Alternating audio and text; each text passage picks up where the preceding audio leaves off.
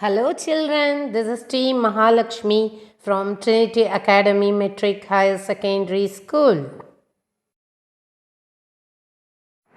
Class 5, Term 3, Lesson 1 Towards Freedom.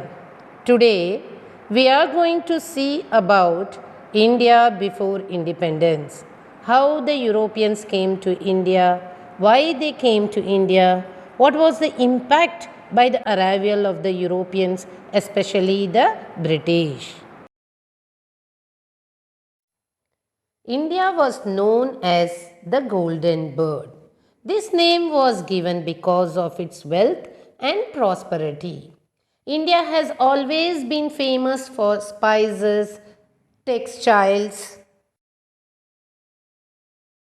jewelry, and pearls. Indian goods were very popular worldwide. Arabs were the first to come to India for trade. Then came the Portuguese, the Dutch, the French, and the British. There were fights among these powers for control over the Indian products and markets. The British emerged as the most powerful among them. After some years, they not only controlled the trade through a company called the East India Company, but also ruled over India.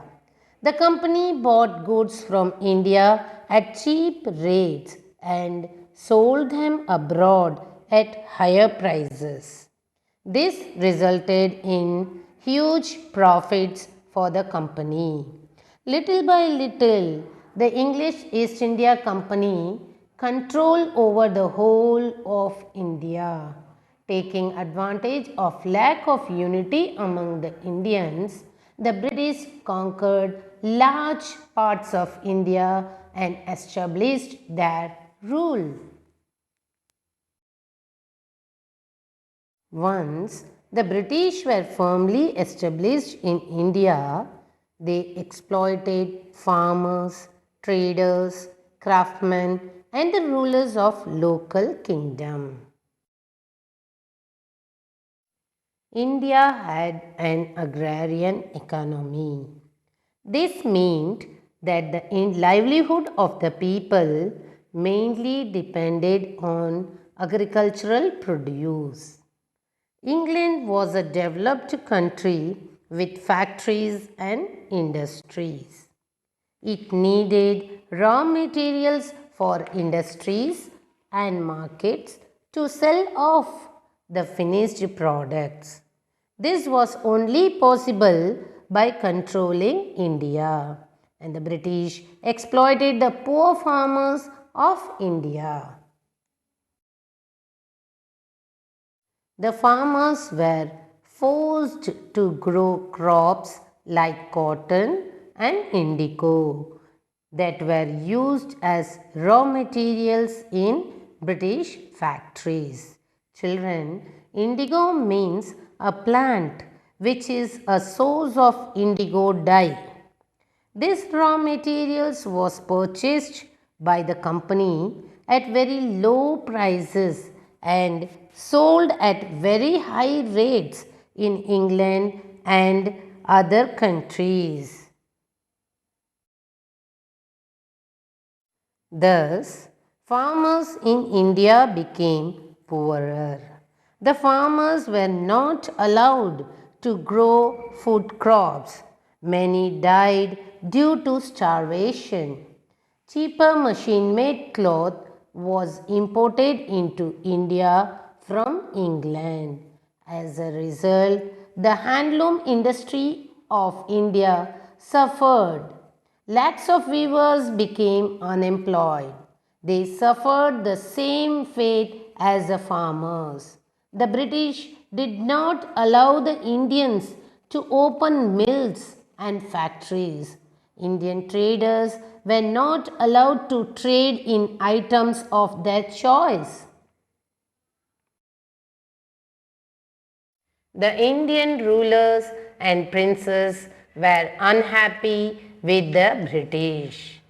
A law was passed by the British which stated that if a ruler did not have a male child, then upon the death of that ruler, his kingdom would be taken over by the British.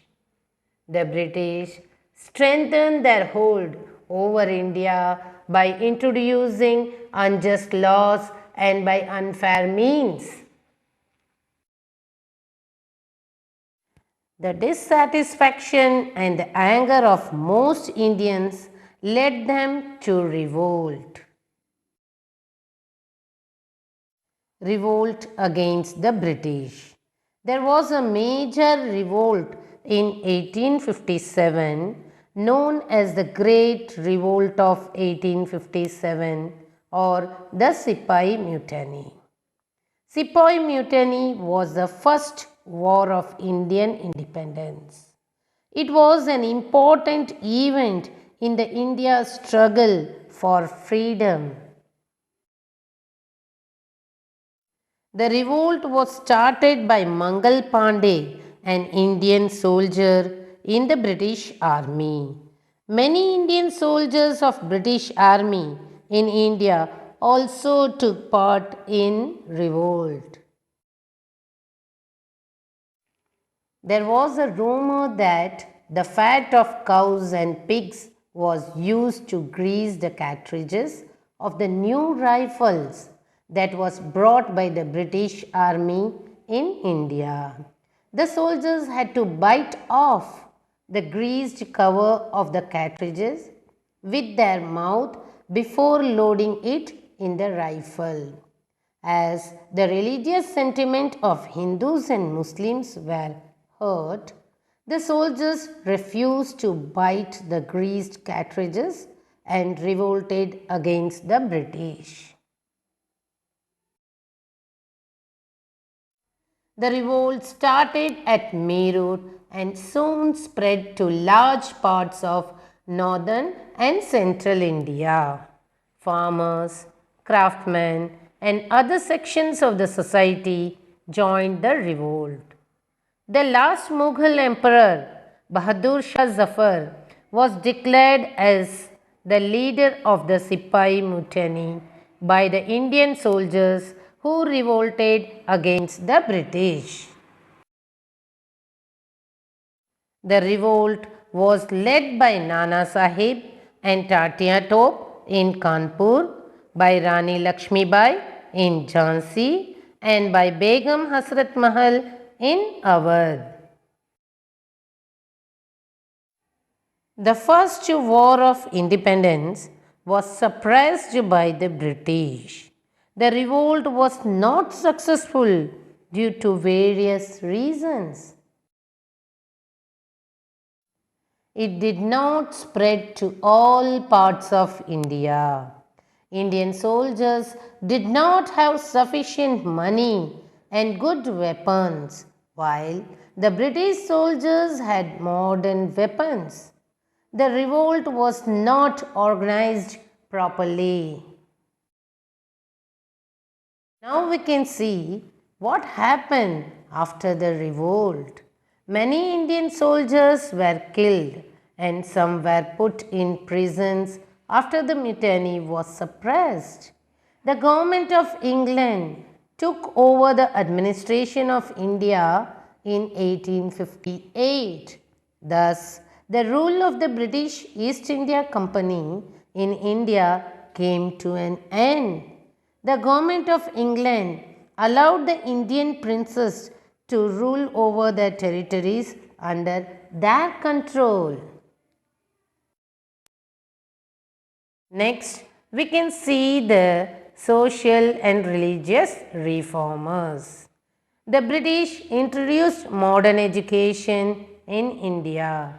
Gradually, educated Indians introduced many social and religious reforms. Children, reforms means the improvement of something by removing faults. Raja Ram Mohan Roy, Ishwar Chandra Vidyasagar, and Debendranath Tagore were some of the notable reformers of India. They strongly protested the then prevailing social practices like sati, killing of female babies, child marriage, and caste system. Sati means a custom of widow burning herself on the funeral pyre of her husband. They also encourage widow remarriage and women education in India. Next, we can see the rise of nationalism.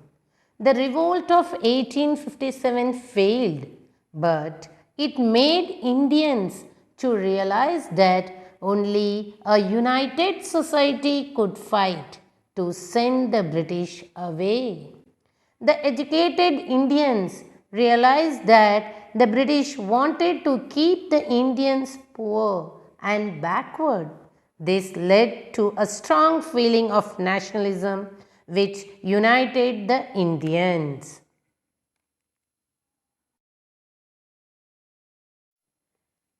The growing feeling of nationalism resulted in the formation of the Indian National Congress.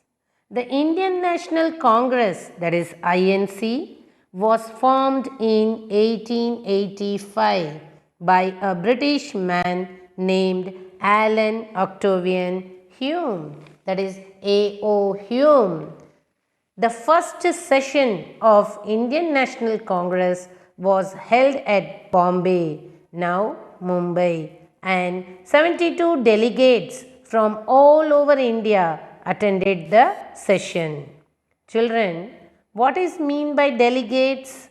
Delegates means people who are chosen to represent the views of people and vote and make decision for them. Vomesh Chandra Banerjee, that is W.C. Banerjee, was the president of the first session of Indian National Congress. The Congress had meetings every year in different cities. It slowly became very strong. It awakened the spirit of unity among the Indians. It inspired the people to fight against the British. At the same time, it requested the government to introduce reforms to improve the living conditions of the people. The growing popularity of the Congress worried the British.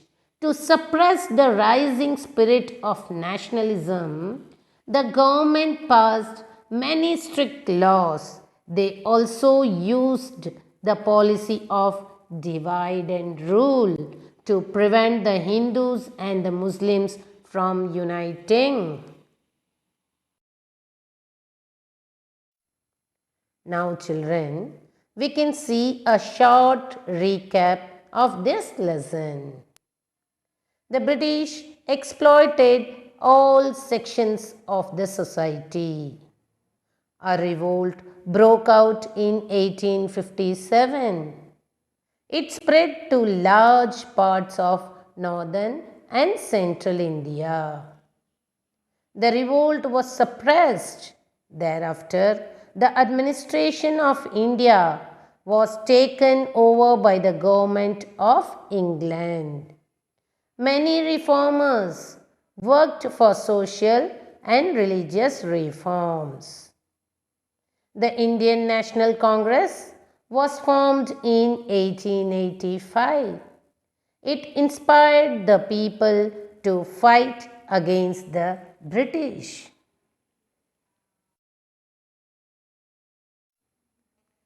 Children, hope you all understood the lesson.